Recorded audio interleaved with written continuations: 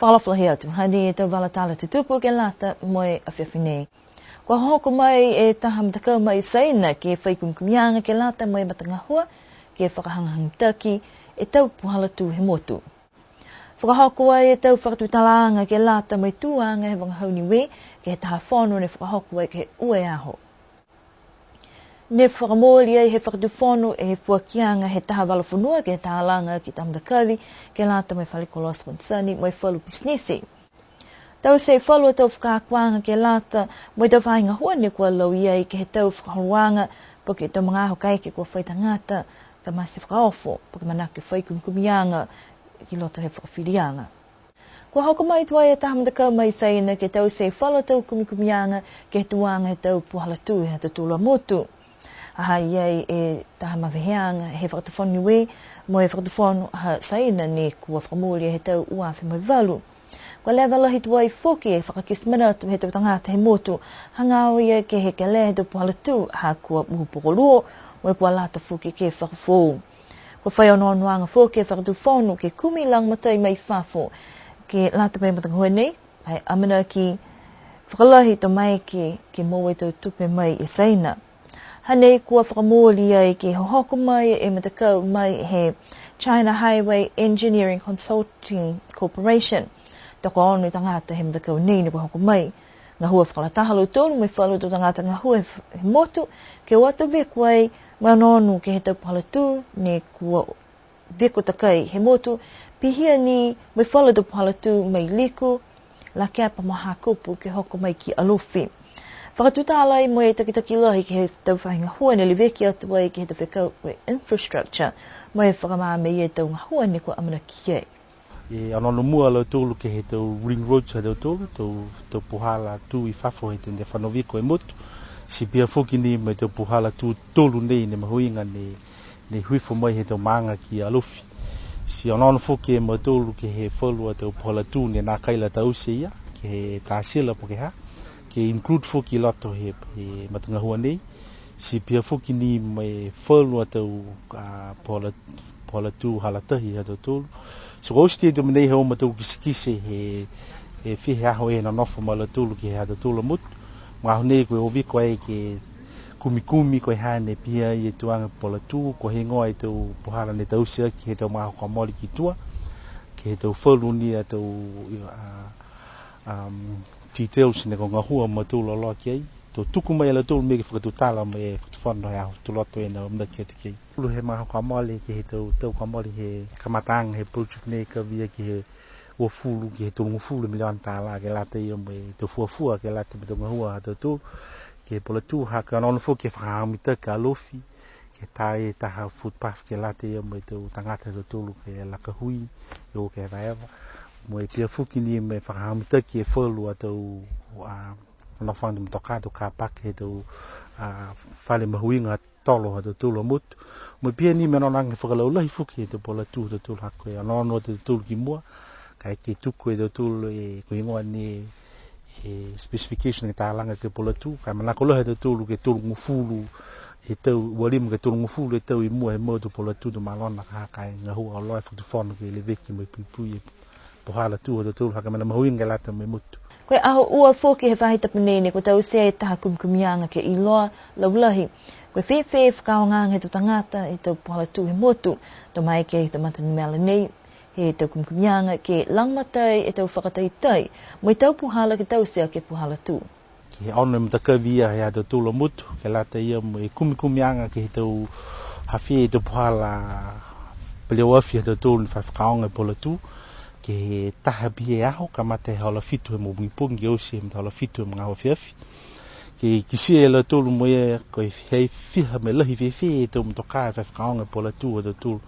Fuafu e tau matinumela ia ke lata ia mo e tau puhala katalanga ke pola tū mo e hawhi e tau matakawi ni whaalahi mahaki mo le whakaonga hea tau tūlu a tau plewafi e mutu. Koe matakau nei ne kua hohoko mai ke tōru whahitapu ke tau se tau kumikumianga amana ke hohoko mai e tau hukui mai he whakatawhono saina ke whalewei ai mo e whakatutala mo e whakatawhono haniwe ke he aho hongwhima walu ia pelila mo e whakamōli e tau amana kianga ki mua. Tō tuk whenonga e matakau nei he aho uawhu matahi a pelila Tō tuku atu ai fuki e whakailoanga ke tau matakau ngā hua I saina ke tenitā ke umai ke tau se tau puhala tu I Niue. Koe whanuanga wangahau Niue ni koe whakahoko ke he ua e aho mai ononuanga hukulu ke he tuanga he wangahau he motu mai tau puhala ke matutaki mai whakatumau e wangahau Niue. Whakamatapatu ai he whahinga hua whakako mai tau laumatai tupe ni ko mōwa mai he matakau UNESCO si hai e fōke whakawhetuianga mo e whahinga hua taonga Niue. Tokolongi tu tangata ni kua hoku atu ai ke ha whangiang he whono ni whakahoku ai ke whaletolu ko Salim. Hai e te hukui whakatuwhono ni kua whakakisi manatu ke he mahuenga he wangahau ke whakaonga. Koe tau talahauanga koe hongofu he wangufu maono e te pasene he tau wangahau he lalolangi ni kua wangahau ni e wha e pasene he tu tangata. Koe laula he tau wangahau nei, koe kisia kua whakaonga I ke tu atu motu Asia, koe atu Pasifika. Ka koe tupitope tau atu motu, ha koe tū hangahanga ke lea ke he whalu wangahau, koe amanaki ke ngalo kai ke kua nā kai whai tau seanga. Koe mai ke whoke he whanuanga nei ke moe matutakianga, moe tau Niue ni koe nanofu atu ke tau motu kehe, moe haluturu tau lalianga ke tau uwhi e wangahau ha Niue. Koe taha puhala whoke hanei ke tālanga I halalau papa, moe whakamalulu e tau whakawhetuianga. Whakakatoa e whanuanga ke hau nei, mai tau whakatutalanga, mai tau puleanga, ke tau puhala ni ko mai ke whakatū mau e wangahau, mai he taha atu hau, ke taha atu hau. Koe whakaweanga manatu whoki, ne kua amanaki ke whakamatapatu ki e taonanga tufunga whakamotu, ka whakahoku ai moe kamata he aho pungpongi, koe oki mua moe wangahau Niue. Kua whakamōli ai he whakatuwhonu Niue e taha maweheanga moe whalikoloa Swanson, ke lata moe wala kelekele ke tālanga e whalikoloa fōu halutolu. Koe whahi ni leweke atu ke he whakafuanga he tau uruto he whakatuwhono, koe pisinisi whakatuwhono ni koe tuku atu ai ke leweki e whahi ke mō mai tau tupu mai whakatuwhono, si koe lau iai whoke e tau wala kelekele. Koe whahi tapu ka moale ni whakakisi ai whalo tamana tupe mai he tau tangata, moe tau pisinisi ke he maangolu whitonga. Koe puhala atu ha koe amanaki he whakatuwhono ke fuaki atu e wala kelekele nei ka nā kai whai whakatutalanga. Moe manako alutolu ke tauwhi e whalu ta whakaroanga ki loto he whakawhirianga takurunga he motu. Ne whakatoka e taha whanuanga, moe ta hukui he bisinisi e whakatuwhono whalataha mai whono taktakmaanga. Pihia mo halutolu tangata langmutai loia. Whai mga he whakatutala me mai ki ai ke whakamama laulahi, ha koe manatu ko tupu atu nā kai whiawhia, ha koe nā kai whailoanga, poke whakatutalanga ke tau whakalaulahi anga nei whakatuwhono ki loto he maanga ko aluwhitonga. I loa mai whoki, koe matakawi nei, ke whakatua e whalikoloa Swanson, tō hawhangi whoki hongo furu e bisinisi ka mai ke whakaonga e tō poko, pihia mo tō ofisa ka tālanga. Whitāni whakatoka whoki, ke tātua e whale whakafua kawa, pihia whoki mo e whahi whakafua urutohi, ke toka atu ke he whale nei. Talhau me te kitaki, koe hongo furu e whalikoloa ke mai ke toka ai, si hai ai whoki domina ki anga ke tālanga taha pāpelega lata me te whānau. Moe matakauwe ke whakatūtua e tau pleoawhi.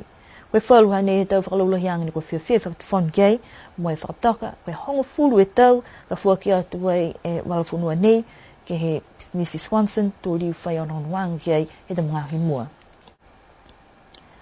Ka mata e tau whakatutalanga he whakatufonu, pa ke te whalua tau whahinga hua whakatufonu, ke tau puhala ni ko mai ke whakamaloloa ke tau ngahua, ka eke kua whaile kua, mai mase whakaongo tātangata, po ke manako ke tau se ta kumikumianga hokulo. Ka mata whakamua ke ho whese tau loa e whakatufonu, ha koe whalu mga ni ko tuku atu ke tau whai whakawhiri, e tau whakaupehe nei ke moa taha māmanga lulahi, ke mena ni ko tupu.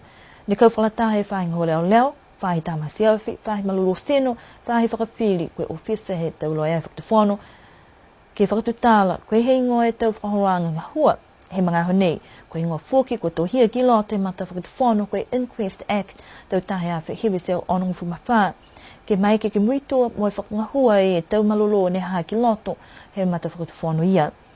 Tala hawa he takitaki lahi ke he pataanga ngahua mai tau tangata, ko Gayleen Tasmania, koe tau whakatutalaanga hanei ke liu whakatutala moe whaiononuanga ke he tahamata whakatufonu haniwe, moe whakahanga mteka lo tō tapuhala ngahua. Kau e whoki kua whai mga aho mai te purotu i New Zealand ke o mai ke laumatai ke whakamama mo tuku ai e tau matangahua ke lata Niue. Koe whakamua nei he tau whakatutalanga mai amanaki ke matutaki foki kai nā kei whai ononuanga ke hiki e matu whakatufonu ngā nei koe manako ke whakalaula he tau mamanga ke laumatai atu foki ke tau tangata. Pēnā e te walatala ni ko mō mai ke lata mea whiawhi nei amanaki ke manuina e oki ha tapuloa ne kua amanaki ai ke whakamnatu ai e matulei mo riutu mai hei Yesu. Si hai foki to mana kianga ke kamatai e taunanga tu funga whakamotu ke lima ki Niue ka hawhangi ai ke commercial centre he whiawhia pungpongi. Ke rano wha, munina pōto liriu ke whalewea ke whahitap ka hau.